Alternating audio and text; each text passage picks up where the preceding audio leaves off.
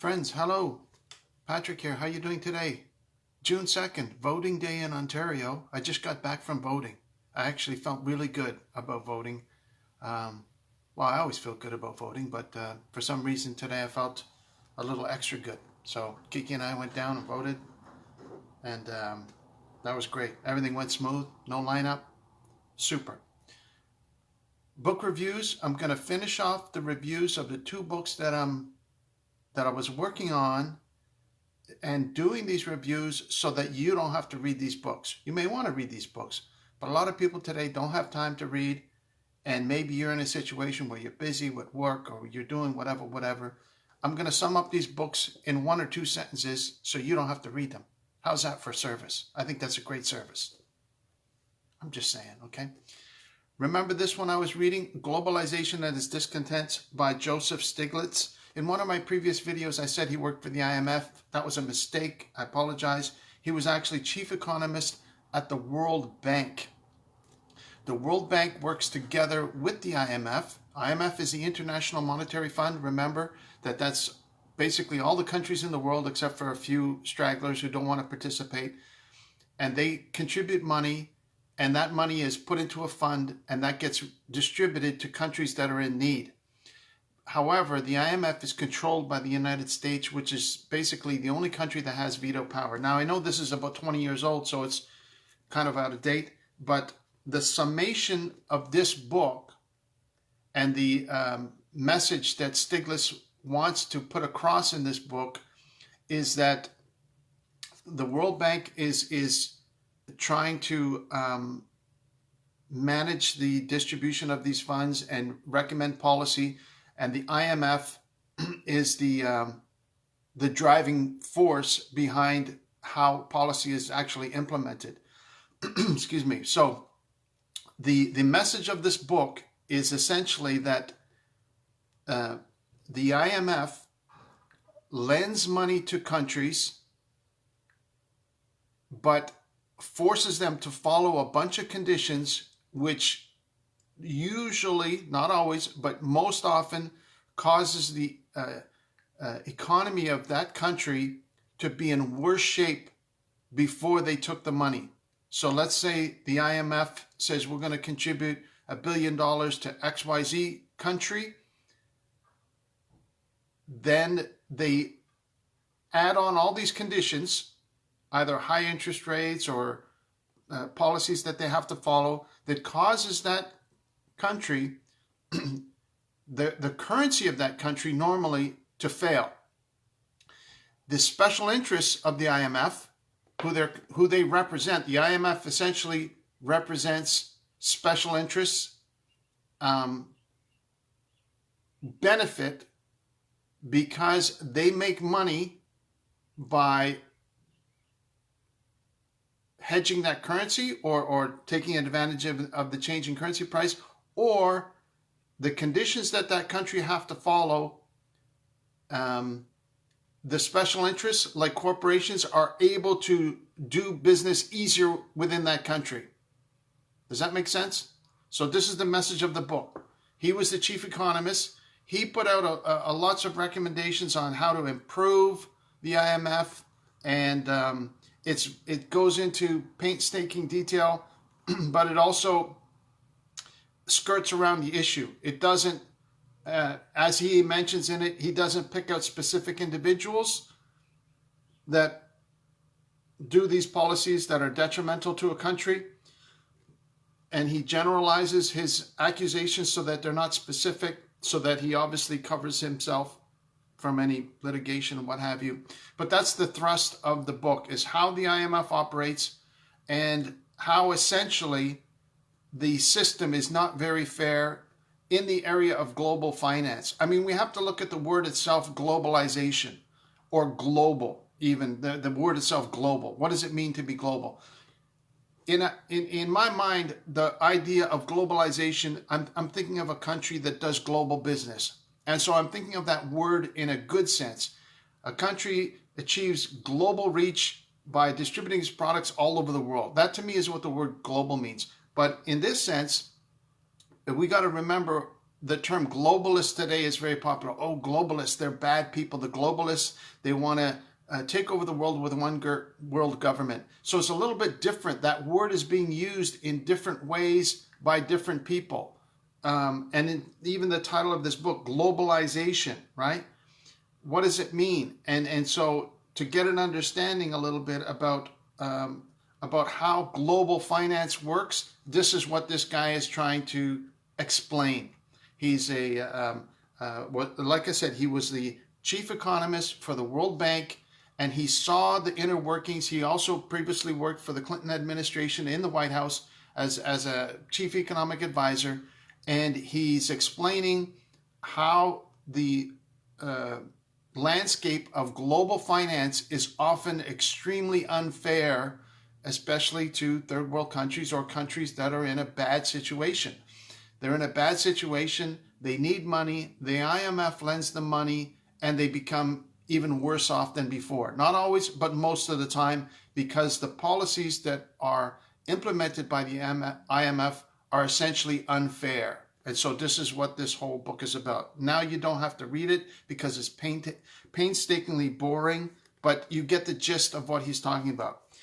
Second book, this one here, Global Outlaws. Now this is interesting because earlier I had mentioned that this book meshes well with the book Confessions of an Economic Hitman, and she actually quotes from that book. I didn't know that she was going to do that because I was talking about it earlier, but I actually found a quote near the end of the book that I'm going to share with you because it gives a good summary of what she's talking about. This book summarizes two main themes. One is the extreme poverty in different parts of the world. Another is the amount of black market or money laundering, a trade that is avoiding taxes, illicit trade that occurs in the world. And she exposes how prevalent that is, that it's essentially pervasive throughout the world. And then lastly, she also has another emphasis near the end of the book where she emphasizes how lax security is amongst the world's ports, in particular shipping ports, obviously ports, ocean-going shipping, that there is not really all that much security, even though it's advertised as being a secure way to ship goods and so on and so forth. So that's basically what she's talking about. But I just want to summarize here where she quotes from, if I can find it in here, the quote where she talked about, where did I put it? I think I put a little note where the quote was from Perkins' book, right? Okay, here we go. And that book was 2005. This book, again, is also about 20 years old, but it's still very relevant, of course. The corporate abuses of power, right? It meshes with Stiglitz's book as well. So here's a quote, just to give you a feel for what the Economic Hitman book was about. It says, economic hitmen are highly paid professionals who cheat countries around the globe out of trillions of dollars. They funnel money from the World Bank, the U.S. Agency for International Development, and other foreign aid organizations, aid in quote, into the coffers of huge corporations and the pockets of a few wealthy families who control the planet's natural resources. Their tools include fraudulent financial reports, rigged elections, payoffs, extortion, sex, and murder. They play a game as old as empire, but one that has taken on new and terrifying dimensions during this time of globalization. Get it? That's a quote from Perkins' book, Confessions of an Economic Hitman, and she quotes from it in her book as an intersection of what she found as an anthropologist traveling to all these different countries, in particular Angola and places like that, that were the victims of this global finance, which forces less off countries to get themselves in a bad, even worse economic state. And so it's quite eye-opening about the amount of misery and poverty that exists in the world. So this is depressing. I'm doing this review, so hopefully you don't have to read it, because it is a very depressing read. It's quite well written, actually. I started it off that I thought it wasn't, but it actually is quite well written. And also this one here, again, tediously boring. You have to read between the lines a bit, but also very hard-hitting and eye-opening about the whole process of globalization.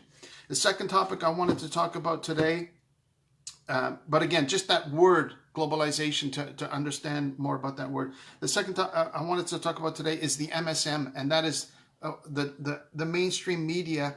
And I was thinking about it today, how I did everything in my power to avoid what we're aware of today. What is the blockbuster movie of this spring, or this early spring, you could say? Previously, we'd have blockbuster movies, Star Wars, Raiders of the Lost Ark, Steven Spielberg movies, I don't know, Jurassic Park. The blockbuster movie of this 2022 is Johnny Depp and Amber Heard, the trial. Even I took all my effort to avoid listening to that. I haven't been on cable. I canceled my cable TV over a year ago. I don't watch CNN. I don't watch Fox News. I don't watch any of them. And I am connected to the internet. So I'm exposed to social media. I'm presenting this on social media. But the MSM now has shifted from going to a cinema to the social media. You see how that works now? So that blockbuster has reached me in spite of all my trying to avoid. If I see a clip of it, a video of it, I immediately don't want to watch it. And yet it still reaches me. Not only does it reach me directly, but it reaches me through the sentiments and comments of the people that I'm exposed to in my circle of connection. So the people I meet socially, people I meet on my social media.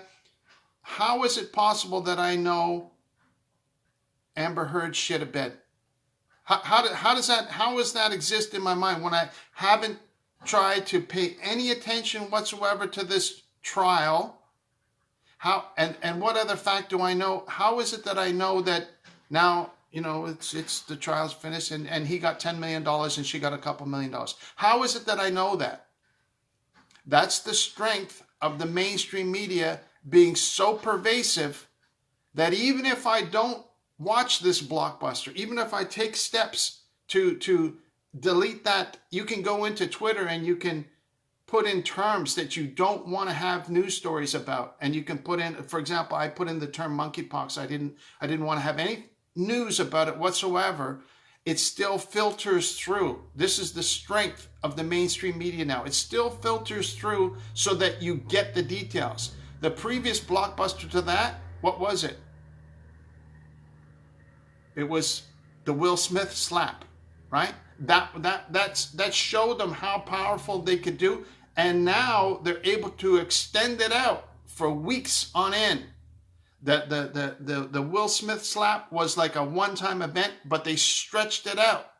Now the trial with Johnny Depp and Amber Heard, they stretched it out so that it fills up this much space and it filters down into the collective consciousness of society, and it is virtually impossible to avoid it, at least in Western society. I'm sure if you go to Angola, people haven't got a clue what the hell you're talking about.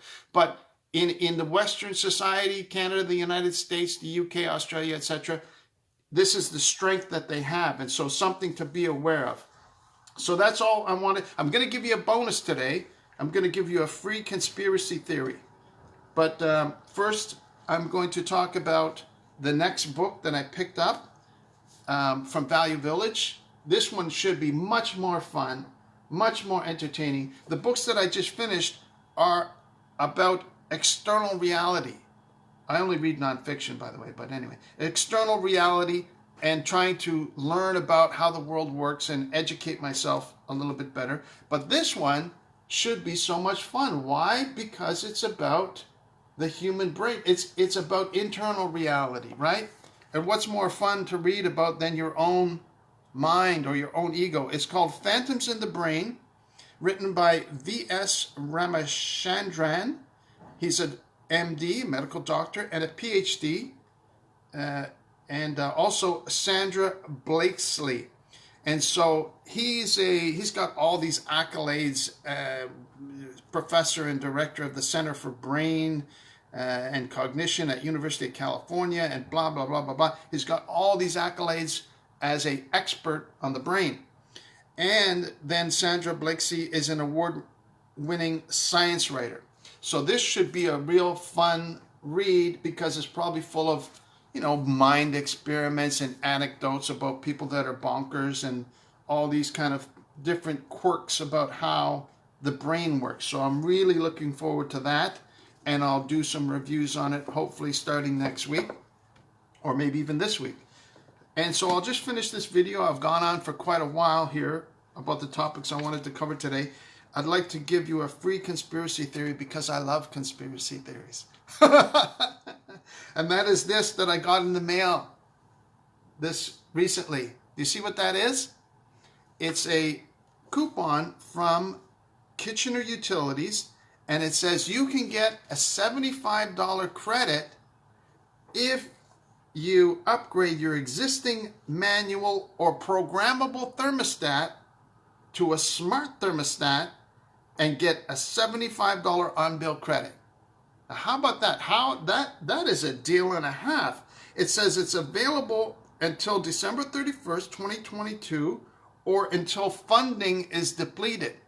So this is being funded by the government, by Kitchener Utilities, which is a government-funded utility.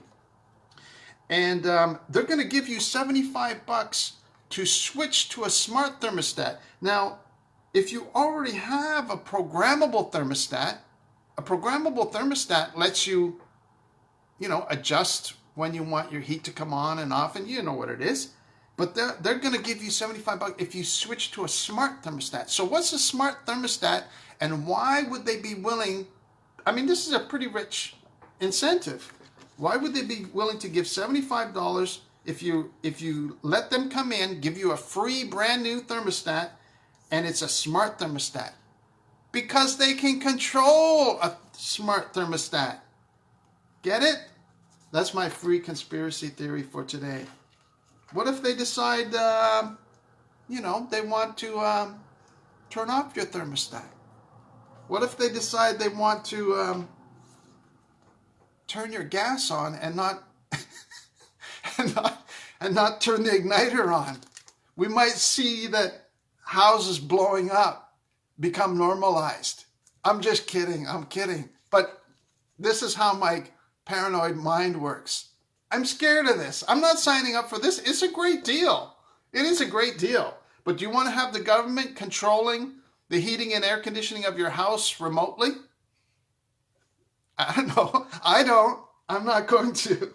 Absolutely not. No, I'll stick to my own programmable thermostat that I can program. That's just me. I'm just saying. But I thought that was interesting. Did you get one of these in the mail if you live in Ontario? Interesting. $75 off of your bill if you're willing to let them control the heating and air conditioning of your home. And don't forget, anything smart attached to your home can also control all the outlets in your home that are connected by electricity. Remember X10 technology, how that worked? You could put in something in an outlet, and the X10 technology would recognize everything in your house that's plugged into the same. Anyway, look up X10 technology. You know what I'm talking about. So yeah, they want to control your house. Go figure. That's all for today. Thank you so much for watching. I look forward to digging into this next book that I'll do a review. I really appreciate you watching this video. I love you very much. I hope you're doing well. I pray God blesses you wherever you are. Today is June the 2nd. If you're in Ontario, don't forget to get out and vote. It'll make you feel good, even though I'm not going to say it's selections, not elections. I'm not going to say that. I'm going to say we're still in a democracy. I still have faith in the system that our vote counts. It makes a big difference. Only a small percentage of Ontarians vote, less than 50%. That means your vote is worth 2 people minimum, and even more depending on how you calculate the numbers and so on and so forth. But your vote is valuable. Your vote is important. I just got back from voting this morning, so if you're watching this and you're in Ontario, I hope you do take the time to go out and vote and make a difference, and vote for the person that you believe has integrity and that can help protect our rights and freedoms, whoever that may be. Take care of yourself. Have yourself a fantastic rest of the week and the rest of today. Enjoy the nice summer weather that we're having. Welcome to June, and we'll talk to you again very soon. Thanks a lot for watching. God bless you. Take care now. Bye-bye. See you soon. Bye-bye.